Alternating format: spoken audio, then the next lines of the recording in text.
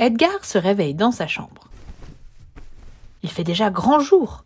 Ah, il y a bien longtemps que je n'avais pas aussi bien dormi. Mais Edgar, tu as vu l'heure? Le réveil sur la table de chevet d'Edgar affiche midi passé. Oh là là, mais comment ai-je pu dormir aussi tard? Vite, il faut que je termine de faire ma valise. Je suis déjà très en retard. Attention Edgar, tu fais tout tomber avec ta queue. Edgar est si pressé de partir à l'aventure qu'il en devient tout maladroit. Dans son empressement, il fait tomber son réveil à terre. Oh oh, zut! Je crois bien que mon réveil est cassé. Tant pis Edgar, tu le répareras ce soir. Tu n'as pas le temps là. Allez, c'est parti pour une nouvelle journée. Oh, mais que s'est-il passé ici? Le paysage est bien différent d'habitude. C'est étrange. Des plantes préhistoriques et un sol rocailleux ont remplacé le jardin. Comment cela a-t-il pu se produire? Es-tu sûr d'être bien réveillé, Edgar? Oh, attention, Edgar! Mais j'ai failli me faire écraser par ce... Mais qu'est-ce que c'est? Ça alors, une gigantesque patte a bien failli écraser Edgar. Mais il n'existe pas d'animal aussi grand, non? Ça alors, je rêve? Ce sont des dinosaures? J'ai atterri dans leur univers. Edgar aperçoit des oiseaux violets gigantesques, sans plumes, au long bec, planant dans le ciel. Et là, des étranges troupeaux de créatures verdâtres à écailles et aux longues jambes, bénéficiant de griffes acérées, filant à toute allure entre les arbres. Il paraît que les dinosaures sont des créatures dangereuses.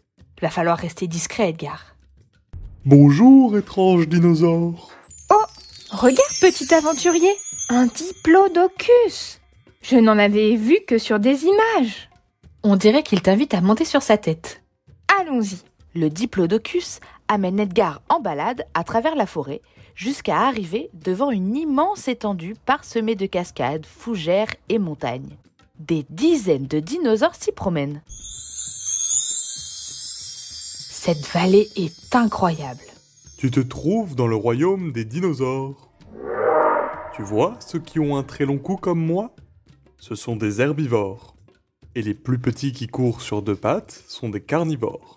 Il faut se méfier d'eux, ils peuvent être dangereux. Le nouvel ami d'Edgar l'amène devant un grand nid en terre, bien douillet, au sol, où reposent 3 œufs énormes. Et voici ma famille. Enfin, ce qui va bientôt le devenir. Il y a des bébés dinosaures dans ces œufs? J'ai hâte de les voir éclore. C'est à moi, c'est à moi! Au voleur! Au voleur! Edgar, fais quelque chose! Ce méchant dinosaure a volé un œuf. C'est un Ceratosaurus. Il a ramené l'œuf dans son repère. Que compte-t-il en faire? Et comment l'approcher? Ah, je vais pouvoir me faire une belle omelette avec ça. Oh, L'œuf a éclos. un bébé diplodocus. Je ne vais pas manger, mais le garder pour qu'il me tienne compagnie. C'est encore mieux. Je me sens tellement seul. Et dis donc, tu ne peux pas garder ce bébé. Il n'est pas à toi. Tu as bien raison, Edgar. Trouver, c'est trouver. Reprendre, c'est voler. Mais tu ne l'as pas trouvé. Nous t'avons tous vu le chipper dans le nid. Tu dois le ramener à sa famille. Ça sera mon nouvel ami. Je veux le garder pour rester avec lui tous les jours. Il va me rassurer et je ne serai plus jamais seul. Edgar est bien décidé à récupérer ce bébé diplodocus. Il faut imaginer un nouveau compagnon pour le Ceratosaurus afin qu'il ne se sente plus seul et qu'il puisse rendre le bébé à sa famille. Alors, à quel type de compagnon penses-tu, petit aventurier? Je te laisse réfléchir.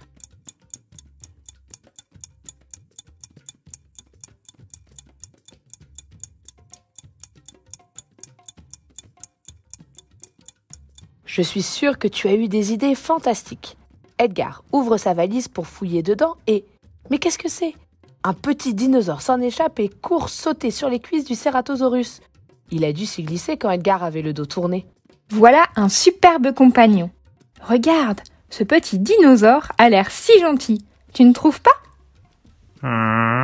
C'est vrai qu'il a l'air sympa. Je veux bien l'accueillir aussi. Mais non, ça ne devait pas se passer comme ça. Regarde, le bébé est si triste. Il veut retrouver sa famille. Tu dois le ramener là où tu l'as volé. Waouh! Mais qu'est-ce qu'il se passe? Edgar, c'est un groupe de Compsognathus. Ils te kidnappent. Avant même qu'il puisse réagir, Edgar se retrouve soulevé dans les airs et ballotté à toute vitesse, loin du bébé. Nous avons kidnappé l'intrus. Mais lâchez-moi! D'un coup, Edgar s'accroche à une liane et échappe habilement à ses kidnappeurs. Hop! Bravo Edgar! Ces dinosaures ont l'air de préparer un mauvais coup. Tu fais bien de t'en échapper au plus vite. Le voilà maintenant, qui se cache derrière le tronc d'un grand arbre. Comme tu es malin, Edgar. Chut! Je crois qu'ils m'ont perdu de vue. Patron, nous avons perdu la cible. Mais où est-il passé? Peut-être qu'il savait voler. Décidément, cet univers est trop dangereux pour moi. Edgar s'en va, tout doucement sur la pointe des pieds, se faufilant entre les arbres. Il réussit enfin à sortir de la forêt. Maintenant, tu ne crains plus rien, Edgar. Oh, mais tu n'étais pas loin du nid, Edgar. Tous les œufs ont éclos. Quelle jolie famille! Merci pour ton aide, nous avons enfin pu récupérer notre bébé. Et oui, le Ceratosaurus a finalement ramené notre bébé. Je crois bien que tu l'as convaincu. Il s'est rendu compte qu'il avait seulement besoin de compagnie et qu'un seul dino suffisait.